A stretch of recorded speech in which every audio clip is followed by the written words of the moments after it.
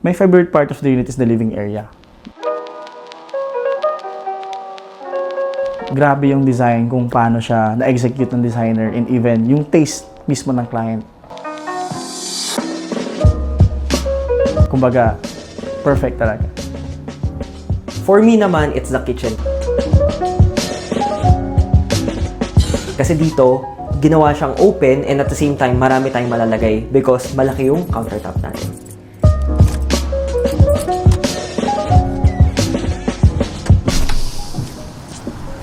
Hello guys, this is Christian Morado. And I'm Vince Ong. So we are real estate agents here from Mega World Corporation, and this is our first time ever to tour you to our fully interiored one-bedroom unit here in Park Makinlo West. So, ang style nito guys is a hotel unit inspired. So, para tayo na sa hotel and thank you, shout out to Sir Lou and Miss Yoli for allowing us to shoot on your video. So I'm so excited, hindi natin to papatagalin. And yeah, let's go. Let's go.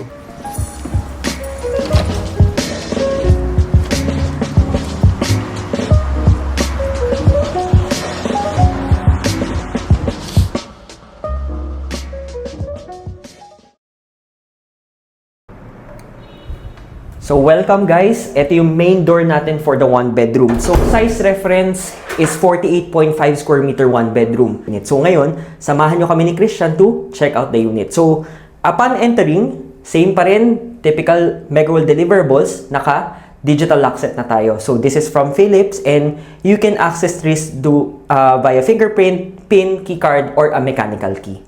And what the client did para maiba yung look and mas light yung ambience natin, ginawa niyang white yung finish dito.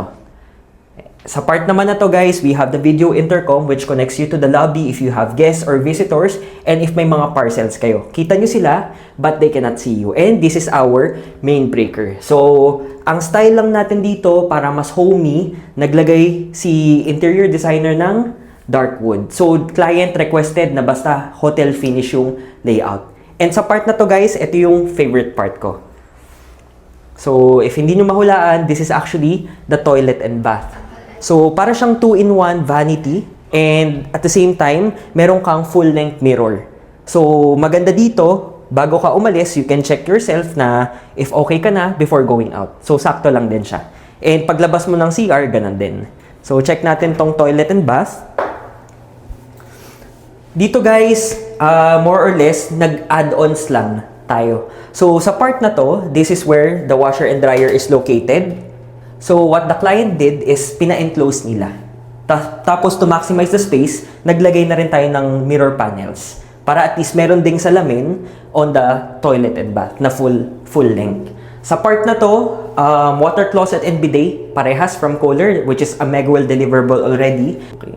So, same pa rin tong water closet natin and bidet. Tapos ito guys, nakaka-amaze lang para at least meron tayong additional na pwede paglagyan ng storage kasi may cabinet tayo dyan. Tapos ito, this is mirror also na merong cabinet. So, maganda dyan, we have lots of storage. Yun yung mga pinadagdag ni clients dito sa condo kasi that's one thing that you need to do. Alam natin that condo have limited space so we need more storage. Sa baba, meron din tayong additional storage. So, lalagyan na ng mga panlinis ng CR. And ito, they added full glass enclosure. Mega World delivers partial glass for Park Makinlo West, but for this one, yan. As is pa rin yung rain shower natin, yung soap dispenser natin, as is din. Then, nag-add lang si client dito ng pandagdag lang. Para lang mas ma-utilize palalo. And ito naman guys yung foyer natin. So dito sa part na to, as you can see, para siyang art gallery. Kasi meron tayong painting. So this is one of the attraction. And meron tayong mga pin lights. So maganda sa condo, maliwalas. So nagdagdag ng pin lights yung interior designer for this one para ma-highlight din tong space na to. Which is, this is actually your console area. You can put your keys dito, lalagay mo siya. Meron tayong artificial plant or tree or bonsai para at least mas madali siyang i-maintain because our client is actually based from abroad. So, hindi na nila kailangan isipin kung masisira ba or mamamatay yung halaman. And dito sa part na to, you can still put a frame. Wala pang picture, but eventually, for sure, malalagyan din nila clients to.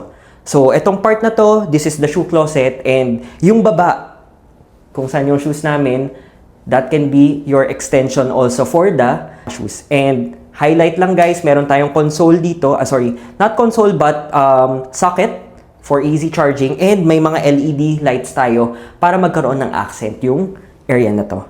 Yan. And across ng foyer natin guys, another attraction that took my attention is this frame. So, malaki siya and I think it perfectly fits here. And mas naging luxury yung unit natin. So, if familiar kayo with quiet luxury, parang ganun yung vibes ng unit na ito. And this is actually my favorite part. Nasa kitchen area tayo where it is actually supposed to be enclosed but they decided na buksan. So, maganda dito, if you have guests, visitors, while you're preparing the dish, makakausap pa rin natin sila and makikita rin natin sila. So, sa part na to, dito nilagay yung fridge, andito naman yung internet cables natin. So, para lang in line with all of the cabinets, pinalitan nila with dark wood. And they added built-in microwave oven. Cooktop range hood, it's the same deliverables kung paano ni Megwell dineliver. It's from Ariston, which is a European brand. Yan. Tapos, naglagay din sila ng accent dito, which is the mirror. Para again, mas mapalaki yung unit. Yan. Kaya favorite ko tong layout na rin to, na 48.5 square meter, is because of the countertop. So, yung countertop natin dito, guys, pa-L siya. Marami kayong malalagay. Yan. Tapos, yung sink and faucet natin from Frankie, parehas lang din siya. Megwell deliverables, including this granite countertop. Yan. Yung cabinets natin, still soft closed, pinalitan lang ng laminate, white. Para again, mas elegant yung feels ng unit natin. And this is the common space, the dining area. Meron ng kasamang isang inverter split type aircon. So, it's from Daikin, Japanese brand. Dito naman sa space na to, it's actually very big and sakto lang yung mga furnitures na nilagay. That can fit 4-seater na hindi siksikan. So, we also have our artificial plant over here. Then, naglagay si interior designer ng, I think this is around 65-inch na TV. Tapos, mirror panels again para mas lumawak yung space natin. One of the inspiration also ng unit na to is actually modern Parisian theme. That's why, if nakikita nyo arc na to, very unique yung shape niya. And at the same time, it added parang twist sa unit. Kasi alam natin yung condo may feel boxy. But this one, naglagay siya ng curved space para mas maging smooth yung feels nung unit. So ayan guys, finally dito tayo sa ating living area, which is one of my favorite part here in the unit. Pagpasok nyo pa lang dito sa area, kita nyo na yung space of the living area. Ayan. So mapapansin nyo dito, ang ginawa ng designer, naglagay siya ng sofa bed. So on this side, ito yung magiging extra storage natin of the unit. For example, you have extra na mga gamit. Ayan, perfect siya para ilagay yan dito. Na nag-maximize din ng space or hindi siya magiging mukhang kalat. So on this side naman, meron tayo ditong ito na mismong sofa bed na na-foldable siya syempre. And kaya na itong accommodate up to 2 packs. Ayan. So, for example, meron kayong guest or merong guest yung client natin, this will be the perfect spot for the guest. Kasi kasya to up to 5. Ayan. So, mapapansin dito, meron din tayong mini table here, circular table. Ayan. Tapos, mention ko rin na maganda rin yung kulay ng carpet kasi nag-blend siya sa mga kulay ng gamits and paintings natin here. Isa pa sa mga nagustuhan ko dito, syempre, yung color palette natin. Kung paano ginamit ng designer yung mga colors natin like white, black, yung mga neutral colors natin. Even, meron pa tayong touch of gold na nabibigay ng luxury vibe mismo sa unit. Ayan. And here, mapapansin nyo dito, since mataas yung ceiling ng condos natin in Megaworld, ayan, meron tayo ditong chandelier. So, maganda yung pattern niya. We have many patterns here, circular, and even yung nabibigay niya na light rays from the chandelier. Yan. Ang ganda rin yun, kasi nagkasya yung malaking chandelier dito sa unit natin. Ayan. So, isa pa sa mga agaw pansin dito para tayo may nakikitang art gallery sa mismong living area ni client. So, naglagay siya dito ng painting. So, napapansin nyo maraming painting sa loob ng unit. So, isa pinakamaganda dito yung nasa living. Curvy and texture, even the color, pasok din sa theme ng mismong unit. We also have like mga mirrors here na nagdadagdag din ng designs and patterns. Perfect talaga siya sa ginawang combination ng designer. Even the clock, napaka-minimalist naman ng clock natin and unique. So, before we are going to the main bedroom, papakita ko muna sa inyo na pag turn over dito ng unit, meron tayong wall partition. Pero ang ginawa ni client, ginawa niya tong glass partition. So, ang purpose nito, just in case gusto nyong magkaroon ng natural light na nagagaling sa labas, you can just open this one. Ayan. Para pasok yung natural light since andun yung ating windows and balcony. At hindi lang yan, for example, gusto naman ni client magkaroon ng kahit konting dim of light lang. Pwede niyang i-open tong sheer. Ayan. But later, ipapakita ko sa inyo what will be, what it will look like pag naka-fully black talaga siya. So, pasok tayo sa mismong bedroom. Finally, this is the bedroom. So, another room, another feels na naman. So, actually, ang maganda dito, nagkasya yung king size bed. So, this is an actual king size bed. Imagine you're be having a 48 square meter condo but nagkasya dito yung king size bed niya. Ayan. So, napakalaki ng space. Nakapaglagay pa siya ng mga mini cabinets here. Ayan. May mga konti pa tayong decoration sa magkabilang dulo. Tapos, additional paintings din also. And pattern.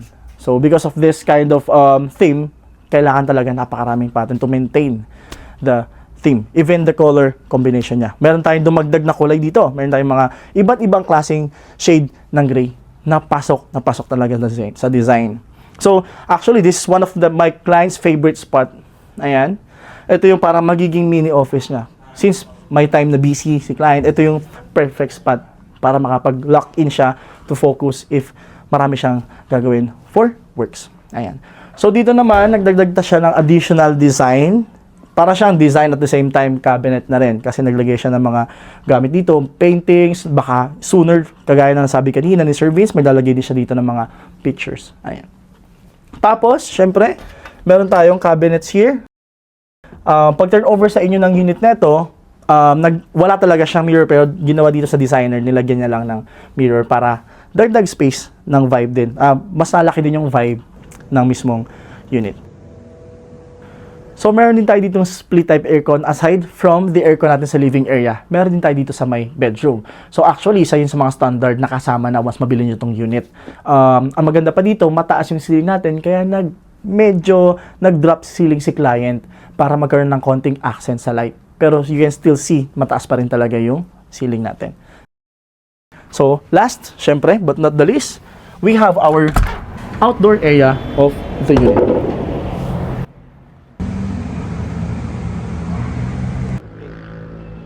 So guys, finally, the view. Ayan. Actually, yung view natin dito sa unit of our client is facing Lawton Avenue. This is the road going to Naiya International Airport. And kung mapapansin nyo dito, papuntang left side is, syempre, Venice Grand Canal mo, which is McKinley Hill. On the right side is going to Manila Polo Club and Forbes Park. Then, ito na rin yung way papuntang BGC High Street. Actually, nasa around 3 to 5 minutes lang. Nasa BGC High Street ka na. So by the way, I almost forgot. Ito naman yung magiging itsura ng unit. Pag sinara nyo siya, actually for the whole privacy of the bedroom. Ayan. So sasara nyo lang tong partition glass natin and then the curtain.